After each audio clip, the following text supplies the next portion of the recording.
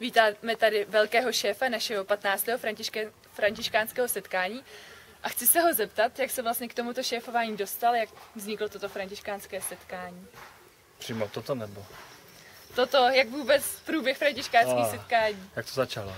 Ano, jak to začalo? Tak jsem se dostal k tomu, tak jak k tomu šéfování, jak k slepý huslám, u nás se říká na Moravě. První setkání to bylo jako když jsem byl postulant, tak jsem tady hlídal vrátnicu, potom další setkání jsem jezdil autem a další setkání jsem měl na starosti proviant a potom jsem měl na starosti moderování, až to spadlo na mě teďka. Takže a jak se cítíš jako velký šéf? Že od pomaličku, od těch nejmenších úkolů, samozřejmě taky důležitých, si postoupil až na tu nejvyšší úroveň. Radši byl tím řidičem asi někdy. Ale já doufám, že taky tak nějak jedeme společně tím autem na tom Cvilíně do toho nebe, no, jako, že tak to nějak taky budu řídit, doufám. Věříme, že velice dobře. Chcete ještě něco vzkázat účastníkům?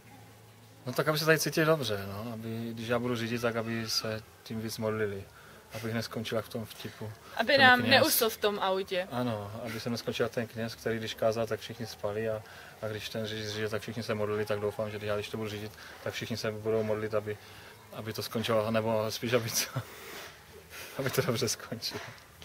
Děkujeme za rozhovor, otec Robert.